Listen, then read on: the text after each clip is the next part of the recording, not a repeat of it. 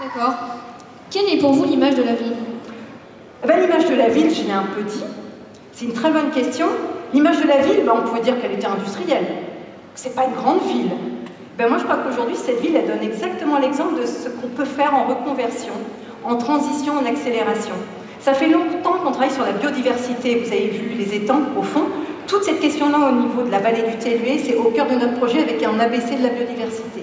C'est-à-dire de faire en sorte que tout ça, végétal, ça rentre en ville au fur et à mesure, que ça participe aussi au cadre de vie agréable, mais à la dépollution des sols, à créer des îlots de chaleur. Toutes les futures constructions vont avoir cet aspect végétal, biodiversité. Ça veut dire que l'image de la ville, elle est vraiment changée. On n'est plus sur du carboné, on va de l'avant et on peut marier l'industrie et l'innovation et la biodiversité, la préservation des espaces. Ça, pour moi, c'est la nouvelle image de la ville. D'accord. Avez-vous un chiffre en tête et à quoi correspond-il? Oh, les questions pièges, pas préparées du tout. 60 000 €. J'ai un chiffre en tête, 60 000 €, on a fait le calcul. L'extinction de l'éclairage public, ramené à un an avec les changements de jour et nuit, je n'ai pas tout calculé sur le mois de décembre, je ne suis pas idiote, eh bien ça fera économiser à la ville 60 000 €. Notre facture d'énergie sur la ville, c'est 1,7 million si on ne faisait rien. Et petit à petit, ça me permet aussi de rebondir sur le bassin olympique de la piscine. C'est un sujet qu'Océanaglo, il est fermé. Il est fermé parce qu'il perd 60 000 € d'eau par an, par une fuite qu'on essaye de boucher depuis, Fabienne, 10 ans, 15 ans. Ça fait longtemps qu'on veut le refaire. Et là, on s'est dit, il coûte 120 000 € d'énergie par an. C'est l'occasion de le fermer sur 2 hivers et qu'on ait un bassin neuf, économe et prêt pour Terre de Jeux 2024. Donc, il est fermé, oui, et je peux vous assurer qu'on est auprès des associations pour que sur tout le parc des équipements aquatiques du territoire, ça n'enlève pas trop l'envie et la joie de pouvoir aller dans nos bassins. Merci. Et avez-vous des rêves pour la ville? Oui, j'ai un rêve. J'ai un rêve parce que c'était la thématique. Moi, je rêve qu'on soit traité exactement comme une grande ville, parce que je crois qu'on le mérite ici, les habitants, les associations, les institutions. C'est-à-dire que je rêve, par exemple, pour notre galerie de peinture, d'avoir un jour la possibilité qu'on nous prête une œuvre d'art pour que tout le monde puisse y avoir accès, que vous ne soyez pas obligé d'aller sur Paris, sur Londres, à l'autre bout du monde pour une belle œuvre d'art. Et j'espère que le laboratoire qu'on va mettre à l'entrée de ville va fonctionner et qu'on aura vraiment des scientifiques qui vont comprendre qu'il faut travailler près des entreprises. Les hommes et les femmes qui fabriquent les produits au quotidien, ils sont ici. Chez Exxon, chez Tereos, chez Arlanxeo, demain chez Futero Eastman. C'est vous sur Neuroration, vous êtes nombreux à avoir bossé là-bas, et je pense que la recherche et le développement, elle devra s'installer sur des territoires comme le nôtre. Voilà mon rêve, Yanis. Et puis ça m'a permis de faire une perspective de 2023. Tu diras ça à tous tes petits camarades, mais on va les faire revenir tout à l'heure. Et toi aussi, je vais te faire revenir tout à l'heure. Merci beaucoup. Merci beaucoup, et le CME vous remercie aussi. Merci Yanis, on peut applaudir.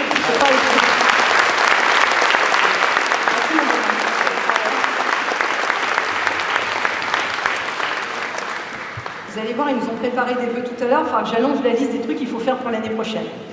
Je vais assez rapidement, je vous ai dit que je comptais beaucoup sur les habitants, le monde associatif ici, et je voudrais quand même saluer ceux qui, alors c'est pas eux qui nous ont quittés, c'est juste qu'ils ont été présidents d'assos, longtemps ou moins longtemps, mais qui nous ont permis de faire ce service public que les assos remplissent de manière dévouée. Je voudrais juste ce soir, je vais vous citer tous les noms et leurs assos et qu'on puisse les applaudir. Je ne les fais pas forcément monter, mais je tenais à saluer le dévouement d'Alain Baudouin, qui est resté 21 ans président de l'Arcade, de Patrick Tessier, qui était président d'Emmaüs et qui a passé la main, de Gilbert Clerget, qui était président de Loisirs Amitié, d'Alain Comon, qui était président de la Nage, de Françoise Janvier, qui était présidente de l'Orée du Bois, de Stéphane Faudemer, qui était président du Rugby, et de Claude Bonamy, qui était président des Anciens Combattants. Je voudrais vraiment que les applaudissent, parce que sans eux, ces associations n'ont pas marché.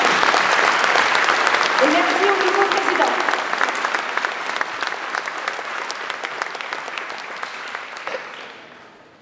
Alors, j'ai parlé des associations, les élus quand même, c'est important. Ce qui serait bien, c'est que, au nom de tout le conseil municipal, mes adjoints me rejoignent.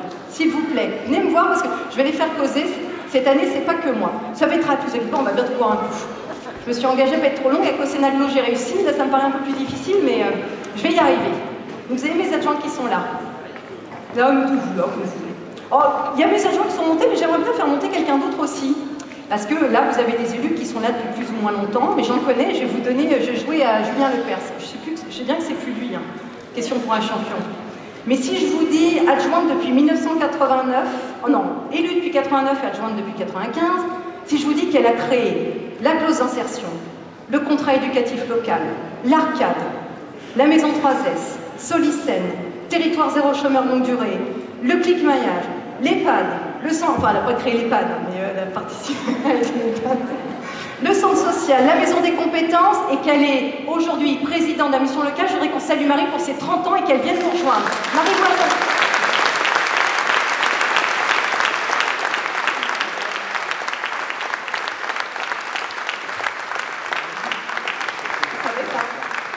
Elle savait pas.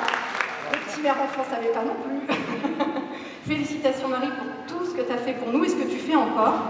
Parce que Territoire Zéro Chômeur est la source qui est présente ici que vous pourrez questionner. Et bien c'est ton dernier bébé, un gros bébé, hein, qui a encore besoin de grandir et qu'on accompagnera dans son...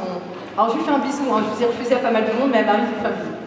Merci beaucoup Marie, tu peux rester avec nous. Je te donne ton diplôme, c'est 30 ans d'élu pour la commune. Félicitations encore.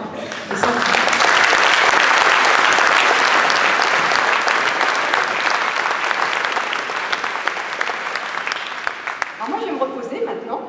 Je vais me reposer et puis je vais demander, je voulais qu'on fasse des zooms sur quelques actions phares de la commune. J'ai évoqué la transition énergétique, je ne suis pas trop rentrée dans les bâtiments parce que je voulais que ce soit Alain qui nous parle du schéma directeur de l'immobilier rapidement. Alors sur la ville de Gravouchon, on possède 180 bâtiments qui vont du toilette publique à l'hôtel de ville. 180 bâtiments qu'il faut entretenir et sur lesquels nous allons faire des travaux de rénovation énergétique, des travaux d'accessibilité et puis de l'embellissement.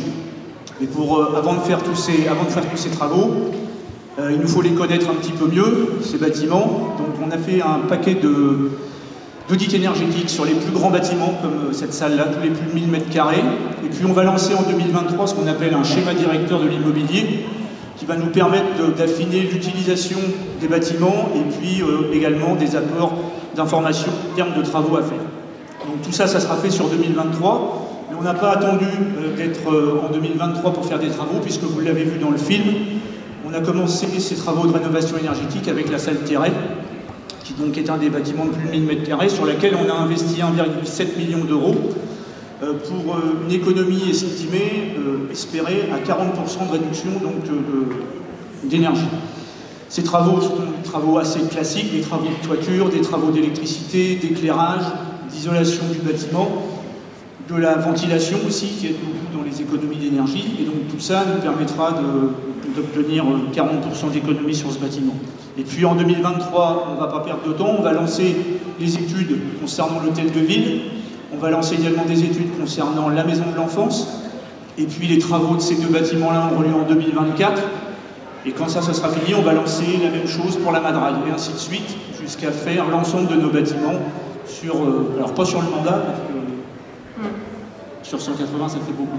Merci Alain. Ce qui est intéressant de dire, c'est que ces enveloppes-là, ce n'est pas uniquement sur le budget de la commune, j'ai envie de dire régulier, mais c'est aussi tout ce qu'on a vendu, tout le patrimoine qu'on a vendu, c'est plus de 2 millions qu'on a en provision qui ont permis de financer une partie de Terret, qui financeront une partie de ces équipements qu'on garde. Je trouvais ça intéressant. Alors vous inquiétez pas, ils ne parlent pas tous, hein, parce que sinon... Ils ne parlent pas tous, mais il y en a un qui est important, c'est Jean-Philippe Rigaud, qui est maire délégué de Notre-Dame de Gravenchon et qui, lui, a décidé de s'intéresser aux citoyens et qui est le grand patron du budget participatif. Oui, le budget participatif, c'est pas moi qui ai décidé tout seul, bien entendu. Le budget participatif, c'est une partie du budget de la commune qui est consacrée à des projets citoyens, qui sont portés par les citoyens. Ça représente une somme de 100 000 € pour notre commune. À titre d'exemple, la ville d'Angers a consacré ces dernières années 1 million d'euros. En proportion, c'est pas si mal pour Jérôme-sur-Seine.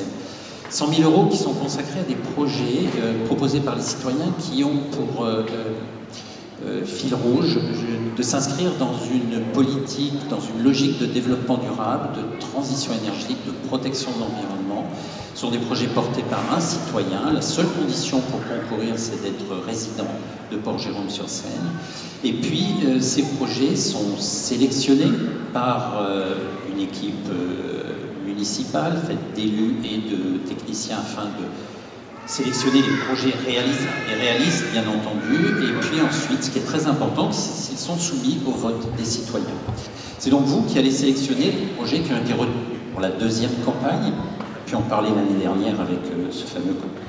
Et donc cette année, vous allez pouvoir voter vous rendant sur le site qui s'appelle jeparticipe.pj2s pour lequel vous avez la possibilité de voter pour chacun des 5 qui ont été sélectionnés cette année. Je voudrais remercier les premiers lauréats, donc dans le désordre, monsieur Le Tourneur et monsieur et madame Klassauer, qui ont été les lauréats pour lesquels vous avez voté. Donc ces projets ont concerné une extension des emplacements de stationnement pour les vélos, donc c'est vraiment dans le développement durable. Un projet d'amélioration de la signalétique concernant les déjections canines, et enfin un projet de fontaine à eau, d'augmentation de notre parc de fontaine à eau dans différents endroits de la commune. Si les projets de 2022 ont été portés par des seniors, ils m'en voudront pas si je dis que ce sont des seniors. Ce qui serait vraiment super, c'est que ce soit nos plus jeunes d'entre nous, les plus jeunes d'entre nous, qui portent les futurs projets. Et donc je vous encourage, vous les aînés, à stimuler vos enfants et petits-enfants pour qu'ils concourent sur ce projet-là. Donc la prochaine campagne aura lieu à l'automne prochain. Merci Jean-Philippe, c'est vrai que tu as raison. Nos seniors sont très actifs sur la commune, et on verra avec Marie-Claude tout à l'heure que nos enfants ont aussi plein d'idées. Mais franchement, tu les as mis à l'épreuve cette année, Hélène, les seniors. La réserve communale et les sages, ne serait-ce que pour l'accueil de nos familles ukrainiennes qui sont toujours parmi nous, eh bien, je crois qu'ils ont été mis à rude épreuve. Je les remercie, mais tu vas nous en parler un peu. Oui, bonsoir à tous. Moi, pour présenter mes vœux cette année, j'avais utilisé des couleurs et je vais en utiliser quelques-unes pour vous présenter le Conseil des sages et la réserve communale, parce que je trouve que ça leur correspond bien. Donc le rouge pour l'action, comme tu viens de le dire, ça n'a pas manqué. Le bleu pour la sérénité, parce qu'on en a bien besoin. Le jaune pour l'amitié, ils sont très amicaux. Et puis du vert, beaucoup de vert, en signe de renouveau et en signe de solidarité. Oui, tu as bien choisi ta robe ce soir. Donc le Conseil des sages, en fait, c'est un groupe de 23, un petit peu plus de 23 personnes qui sont très investis pour la ville, qui sont représentés par Jacques Lebac, qui est leur président, et qui travaillent autour de 7 grandes thématiques. Donc la première thématique, la solidarité, bien évidemment, donc avec un travail sur Mona Lisa pour aller vers les personnes qui sont le plus isolées. Les déplacements, donc je vous donne quelques exemples, hein, il y a un travail, une réflexion sur les pistes cyclables, le cadre de vie, bien sûr. Il y a aussi la santé, donc vous avez pu les rencontrer sur le marché très récemment, puisqu'ils étaient avec la police municipale intercommunale pour faire une sensibilisation sur les violences intrafamiliales. On les retrouve aussi sur 2 grands axes, donc les projets, avec la maison 3S qui a vu le jour cette année, où ils ont établi leur QG. C'est là que vous pouvez les retrouver de temps en temps, souvent.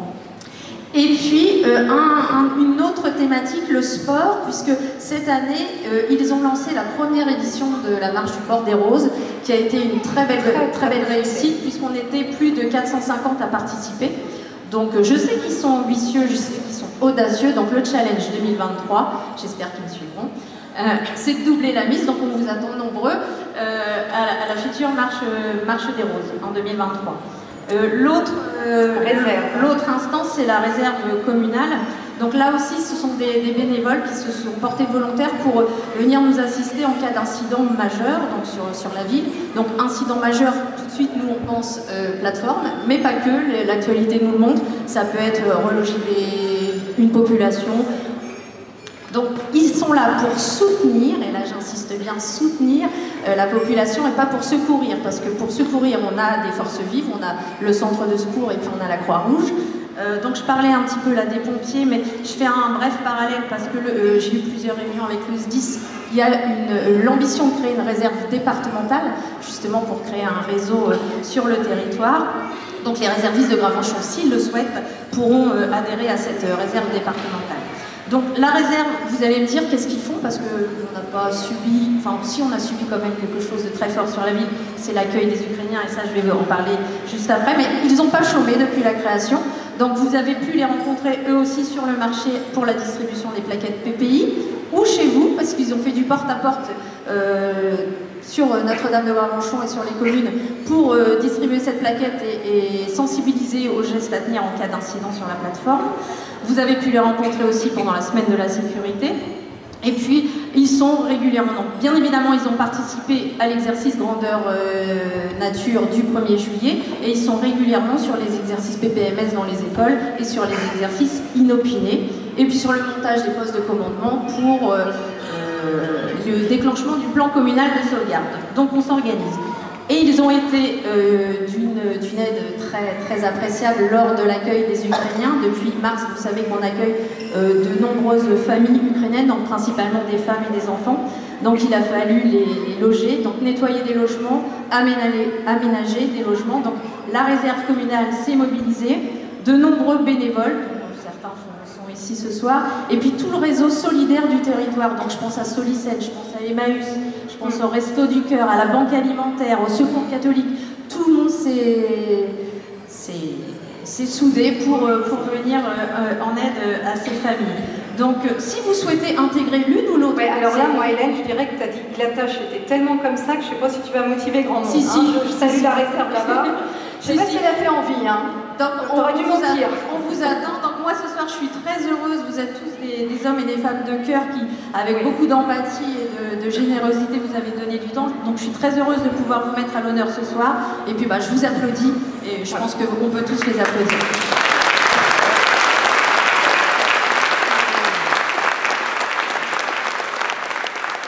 Marie-Claude, à toi de clôturer cette cérémonie. Tu es le dernier rempart avant l'apéro.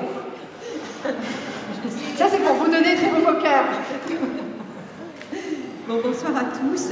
Donc, le conseil municipal enfants, ça existe, ça a été créé sur la commune depuis 1990. Chaque année, les enfants qui sont les élèves de classe de CM2, qui sont dans les écoles, les établissements scolaires de la commune de Port-Jérôme-sur-Seine, élisent le ou les candidats qui se sont portés volontaires pour rejoindre le conseil municipal enfants, pour les élire. Et donc pour ce faire, on leur installe un bureau de vote dans la salle de mariage de la mairie de Notre-Dame-de-Ramanchon.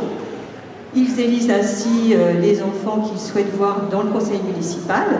Et un mois plus tard, ils se réunissent dans la salle du conseil municipal pour élire le maire enfant, Yanis, les adjoints. Et donc, cette année, ils sont au nombre de 21. Il y a 15 filles et 6 garçons. Donc, vous connaissez déjà Yanis Renaud, qui est le maire, que je vais appeler. Et il nous rejoint, Yanis, allez, il peut nous rejoindre. Et tous les autres, venez, montez. Allez, hop, on va dire vos prénoms, mais montez avec nous. C'est vous qui allez finir la cérémonie. Alors après, on a en adjoint Mathias, Ilana, Léane. Allez, venez avec moi, hop. Les conseillers, on a Faustine, Luna, Lina, Idriss, Ayat, Camille, Le Goff qui vient d'Auberville, Rose, Lina, Trickerville, on a Louane d'Auberville, Inès et Maëlys d'Auberville également. Les jeunes du CME de Port-Jérôme-sur-Seine sont sollicités pour participer, pour s'intéresser à la vie de la commune et ils nous donnent leur vision de notre ville et leurs sentiments sur la ville de demain. Donc par exemple, ils participent activement aux commémorations dans le cadre du devoir de mémoire. Ils participent également à toutes les animations intergénérationnelles, notamment le Café des Âges, la distribution des cadeaux de Noël dans les EHPAD et aux personnes âgées. Et qu'est-ce qu'ils font encore? Ils ont fait plein de trucs cette année. Et Marie-Claude, tu sais, on va les faire parler, c'est aussi bien. Oui. Leur vision de la commune, c'est le moment. Allez, c'est le moment. Parce qu'ils ont fait leurs vœux et ils m'ont allongé ma liste de courses pour 2023, ils l'ont fait en vidéo. Je les salue parce qu'ils ont été élus fin novembre et ils ont fait la vidéo sur leurs vacances chez eux. Merci, vous allez apercevoir ça tout de suite.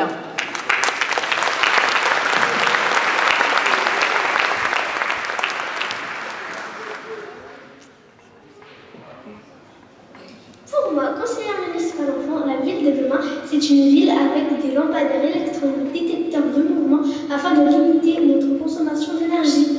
Pour moi, conseiller, la ville de demain sera plus adaptée pour les handicapés et avec moins de gaspillage. Pour moi, conseiller municipal enfant, la ville de demain sera un monde avec des éclairages solaires. En tant que conseiller municipal enfant, la ville de demain sera plus propre, moins polluée, car notre planète, il faut la protéger. En tant qu'adjointe au conseil municipal enfant, j'aimerais que la ville de demain soit sans déforestation. Moi, en tant que conseillère municipale, j'aimerais que la ville de demain soit sans abandon des animaux et sans maltraitance des animaux. Moi, conseillère municipale enfant, la ville de demain sera sans usine et sans réchauffement climatique. Pour moi, conseillère municipale enfant, la ville de demain serait sans pollution et que les voitures roulent avec des plantes. Pour moi, adjointe au maire enfant de Port-Jérôme-sur-Seine, la ville de demain serait propre et sans pollution. En tant qu'adjoint du maire enfant de Port-Jérôme-sur-Seine, la ville de demain sera moins polluée et contiendra plus d'espace vert. Pour moi, maire enfant, la ville de demain sera de plus en plus robotisée.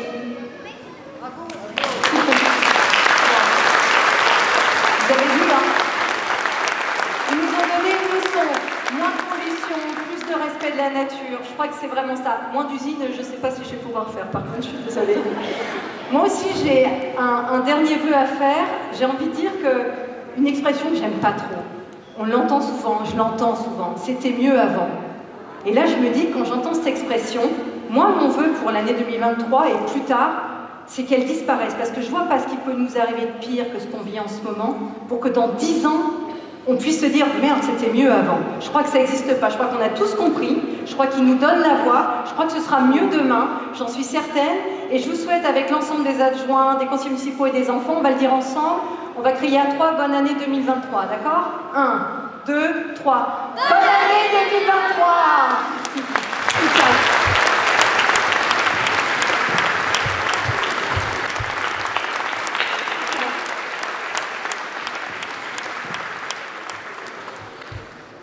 Vous entendez cliqueter depuis tout à l'heure. Vous pouvez aller prendre un petit pot et on va continuer ces conversations. Merci encore les enfants. Bonne soirée à tous.